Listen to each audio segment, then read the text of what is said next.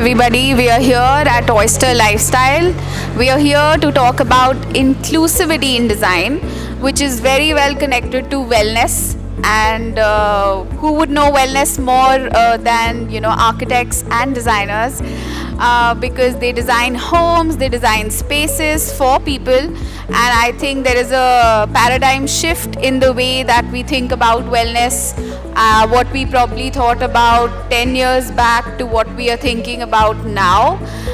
Before we start on what we have to talk about, I would really like everybody to introduce a little for the people who are watching us and for our viewers, and then we will move to wellness and inclusivity.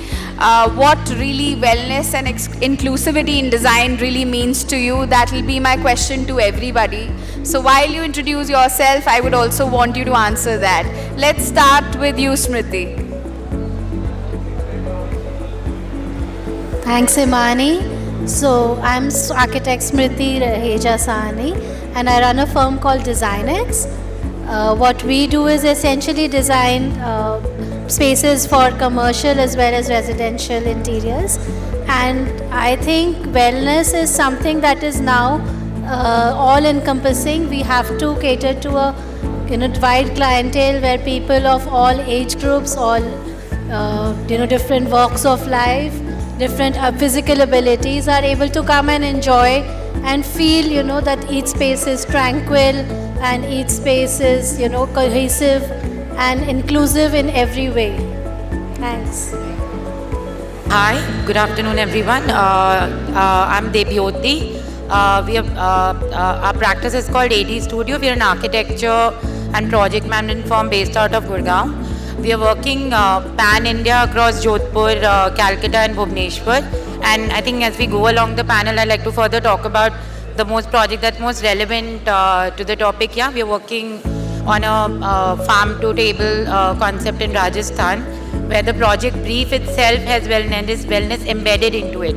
So for us, this wasn't something that was added on later. So I'll speak about it as we move forward. Thank you. Hi, my name is Ritu Singh from Ritu Singh Interior Design Studio. We are into architecture, structure and interiors, and we are into this field from 9 years almost. And wellness for me is about designing for the whole population with the different needs and a different variety of desires. Thank you.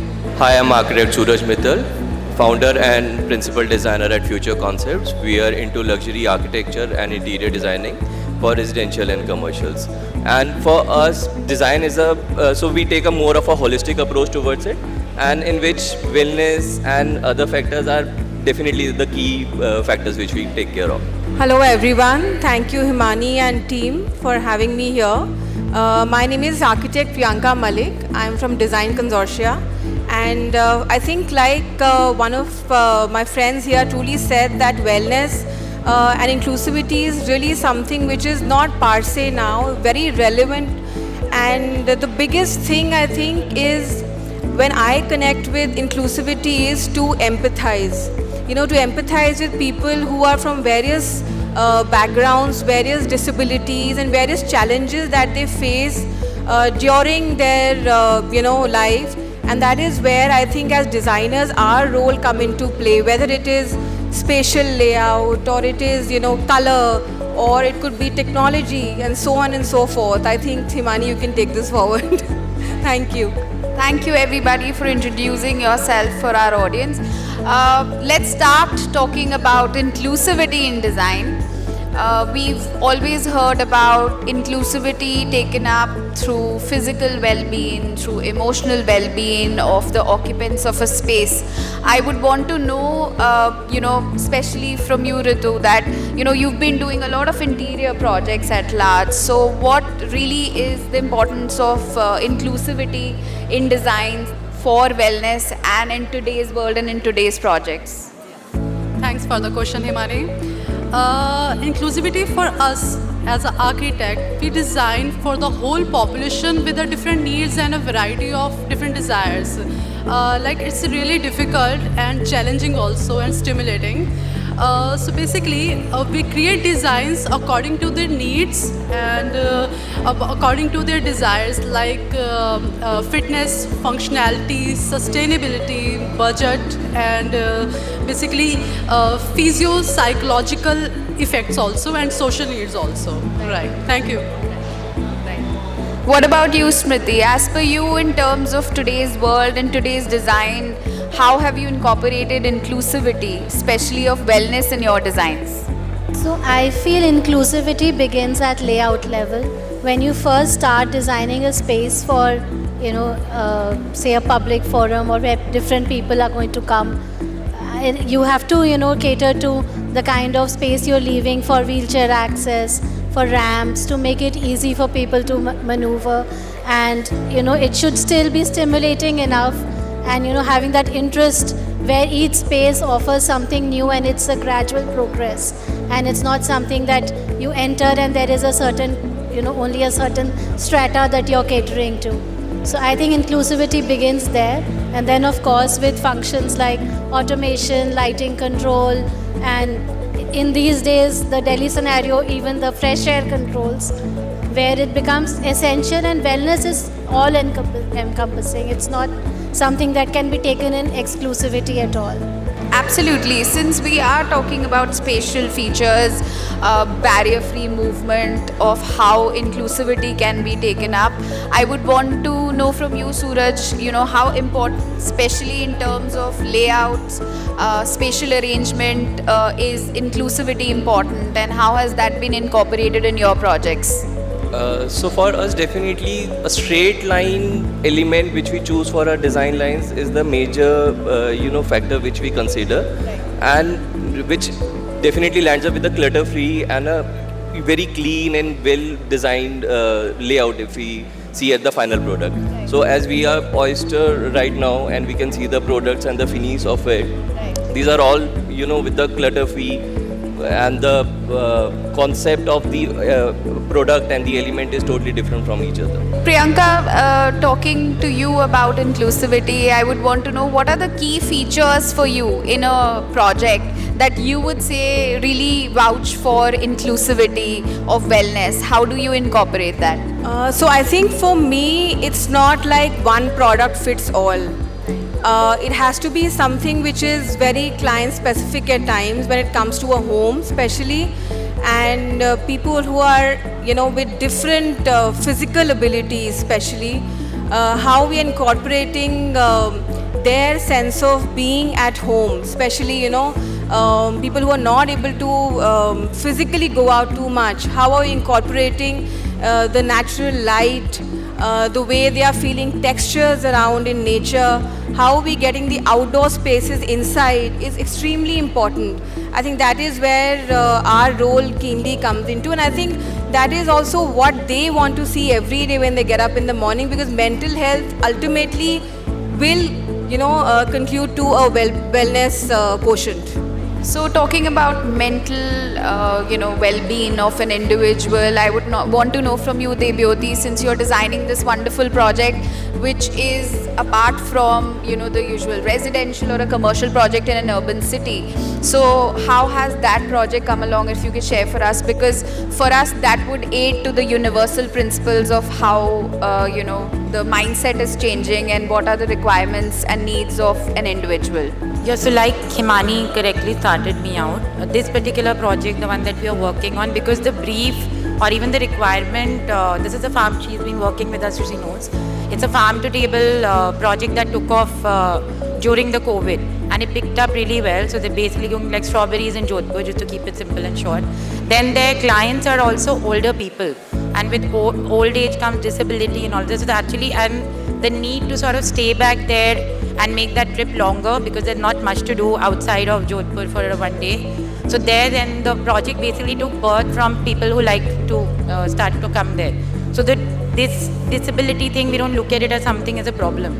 It was a part of the brief, and we're still like educating and updating ourselves. Like physical disability is one of the things that I think all of us as architects, we grow up and we study about it. There is a hearing problem, I have a hearing problem, you have eyesight issues. So kind of understanding technology and updating ourselves throughout the project. So like we are using, we have like we have the telephones which are braille friendly telephones, which are voice modulated telephones, or a person who does not have somebody accompanying them, you have like hassle free mapping, or a route that is kind of voice modulated route that is not so all those things are tied up into it completely, and they should not feel underprivileged. And then the aesthetics can also beautifully be tied in. And here right now I just saw the very compact bathtub, so which is something we are looking at right now, but then to get the commerces work or to be able to deliver outside the main city. Yeah, so this is very relevant, interesting to me at this part of my career. As you mentioned about technology, I would like to push this to Smriti. What are the kind of technological advancements have come up, especially in terms of wellness in the built environment? So I think technology is evolving every day, and it's something that one has to really keep up with, because every day we are exposed to newer systems.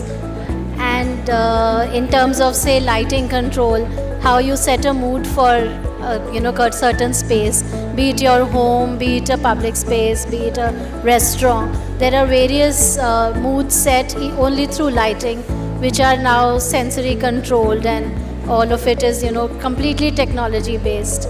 And then there are systems like security systems, there are voice activated commands, there are again, let me speak about fresh air controls or purification systems which auto sense the levels of AQI and then adjust internally accordingly.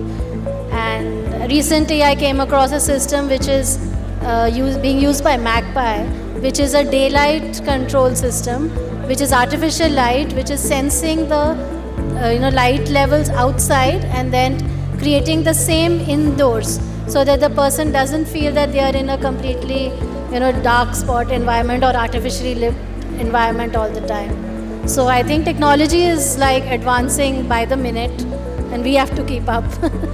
I think for architects and designers, it's an ever-evolving process that you need to keep evolving with times. You need to understand technology better, and I think a lot of consultants aid to that as well.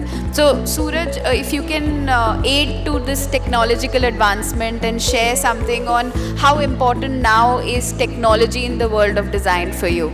So I believe definitely it is the need of the hour, which from a smaller project to a large size project which we count, it is going to be a crucial part of every project. And it is not only about the wellness and the comfort it is going with the experience of it, but it is eventually going to enhance the quality of life and the standard of living of our clients. Right. That is the end game which we all are trying to achieve. Absolutely. So, Ritu, there are different age brackets which you mentioned, which also have to be taken into consideration when you're designing a project. And especially when we talk about wellness, then you have to cater to all the age groups which are residing in a residential project. So, how do you go about that from, if you can guide us from concept to reality, how do you go about it and how do you change wellness for each one? Thank you. Interior spaces that are accessible to all people with different age group, and basically abilities is an essential part to promoting well-being and inclusivity.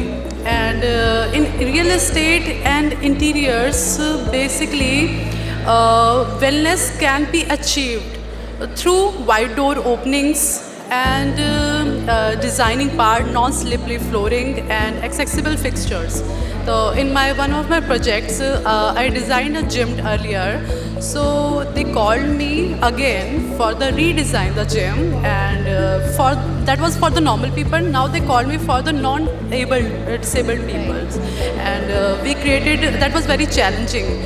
We created again that for the wide door openings for the wheelchairs and big machines, that heavy equipments that coming on the path. So we shifted their machines, and for the disabled peoples, we created accessible fixed fixtures and shards according to their reach. So we created that. That was part of designing. Thank you. Thank you. I think that's a very important aspect that's to be considered when you're designing a space. What do you have to say, Priyanka, when we talk about the physical mobility of each individual? How do you cater to that when you're designing a residential project, which is no bar to any age bracket? It can be anyone and everyone. I think now, since there's more sensitivity towards people with disabilities, as not just architects, I think usually people also realize the fact that if somebody is coming to my house who is challenged some way, how am I going to welcome him to my house?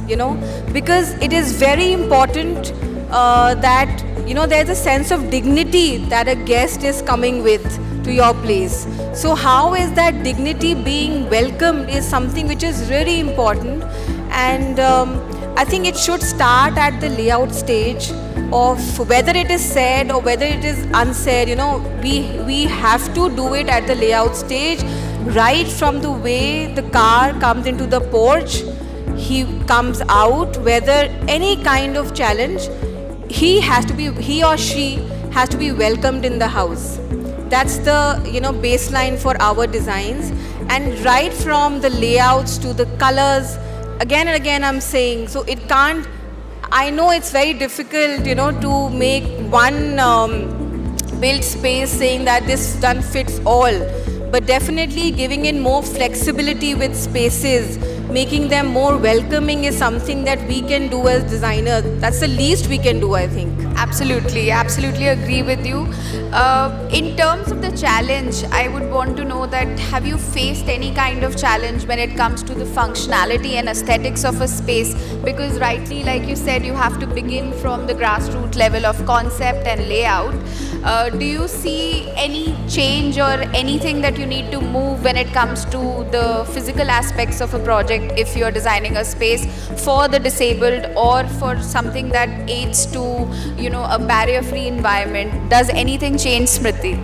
You can incorporate a lot of elements which are suited to everybody, whether it's an age group or a disability demographic people.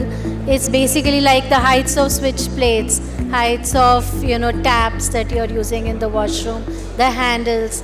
Everything should be at least considered, and there is a baseline that you can follow which can cater to everyone.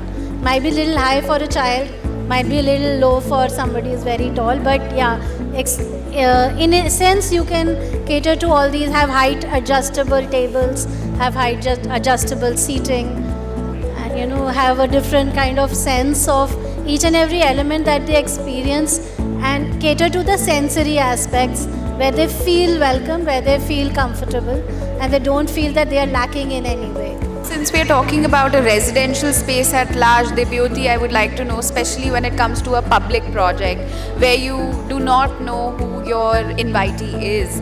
So how do you cater to that, especially in a project like, let's say you mentioned Marocade. So how do you cater to the inclusivity of wellness there, and so that nothing is hampered in terms of aesthetics and functionality? So I think right now, so what happened with us is we started off thinking that we'll make 20 cottages. Then there is a commerce and the license. It's a huge land. So it's almost like catering to 4 different parts of land. And because, so then initially the plan was that we'll go in for a 50-50 ratio for a disabled friendly versus the regular rooms. But then when we had to cut down the rooms, so I think the client and us, and we have very academically well-known people all over the country, Akshay is working with us. Together, collectively as consultants, we took a decision that this first cluster that we are making, although it will be much more challenging, and the first cottage mock-up that we are doing, we then decided to only do disabled-friendly this thing. Then there was a challenge of like the washroom is bigger. Then once we came down to the costing, and we knew that because we cannot change that, so we played around with the other aesthetics of the building. Like we got rid of a courtyard, we got rid of the water body, the frills of the building, and really, and there are like 4 or 5 different consultants working on it, starting from lighting and all. Yeah, so all of us are really working together as a team, and we postponed the project, which is not that great, but yeah, we're really ensuring that the first one is truly disabled friendly, high tech, easy to maintain, and takes care of all the other things that we also started out with. because there are other things also. They ultimately have to be a competitor to Aras because their tariffs are like all of that. Yeah, so it's really interesting covering all those different aspects like that. Absolutely agreed with you on how it has to be inclusive to everybody when you're designing a space. So one question that I would run by everybody, it is just one word that I would want. It's a rapid fire question. So I would want everybody to give me a word for what inclusivity is to you in design. So any of you who would like to start? Actually, let's start from right to left. And what inclusivity in design is to you, just in one word. I think welcoming. For me, it will be versatile. Wellness. I think just being human. I think it's being comfortable in every space. Okay, let's move to our next question, which will be regarding bathroom spaces. Since we are here at Oyster LifeStyle, we are talking about spaces which are our private havens.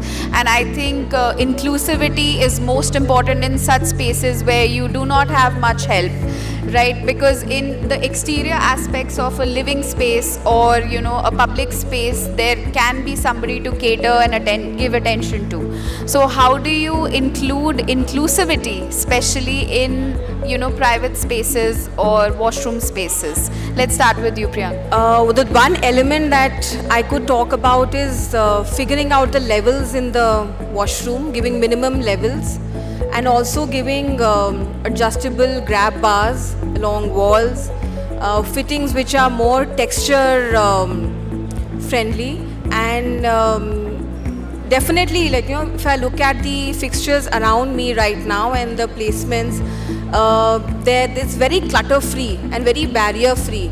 So that is something that is very important. So I believe finishes, design, all these are the different aspects. Being a different designers to approach बहुत different रहेगी. But the overall feel-good factor should be calmness of that particular area, which definitely is going to add the effortless and the, you know, the easy-going part of the house. According to me, I'll create for the people like bathtub, jacuzzi, and non-slippery flooring and accessible fixtures. Right. Yeah, I think she's covered like your grab bars, you have height adjustable WCs now. I don't know how many sizes this bathtub's available that's up on display, but I think it's pretty compact and kind of fits in a smaller cottage where my built-up area is also controlled. Yeah, so something like that is, I think, ties up technology and everything really well and has the comfort of catering to an older person or a person who needs assistance to just get in there. Yeah, I think with cortisol levels of people hitting the roof, bathrooms and, you know, these spa kind of bathrooms especially have become spaces where they can escape you know, at least an hour or half an hour from their lives into and feel tranquil, feel the luxury of the spaces and the products that are there on display. You know, from smallest things like thermostats, which gives you a temperature at the temperature you want, to large products like the swimming pool in which you're swimming against current. I think, yeah, Oyster's doing great, yeah, at least with these differently abled bathtubs. They're trying to build in inclusivity in every aspect. Okay, we'll move to the last question, which will be inclusivity in design through young designers coming into the industry. Since, you know, we talk to people who are entering the industry at large, literally every day. So I would want, as experienced designers, how do you want to go about telling them how to include inclusivity in design? Let's start from you, Priyanka. I think what they should really do is empathize, first of all, go to sites more often, see more textures, feel more surfaces. And one very important part is, you know, post-COVID, I think we feel that you know, everything is just tech-based. So we are just so, you know, actually dominated by technology. So for the young designers, I think at grassroots level, something which is really close to heart is never going to be technology. We can take support of technology, but nothing that sort of, you know, haywires us from what we are going to design or evoke in terms of emotions. So I think that is what I would like to tell these young children? For sure, I second her. The hands-on experience is very important. I would like to give about this answer. I would like to give advice to the new architects, like to create a space according to their needs, like storage in the vanity and old clothes. So that was my first point. Ki I would like to give advice according to their storage needs, like old clothes and hanging clothes, like that. I don't think I have anything extra to add under that across the different questions we've spoken about it. Yeah, I think just overall tying everything, I think we've covered. Yeah, I would also say hands-on experience is a big one. And you must understand the materials, textures, levels you're using. And in terms of technology, just keep up, read a lot, find out what is newest and the best in the market and incorporate that. So summing it up, I think we just need to immerse in the technology and the tranquility of nature that we have. So a blend of both will lead forward. So thank you everybody for joining in at Oyster LifeStyle, and lovely having to chat with all of you. Thank you.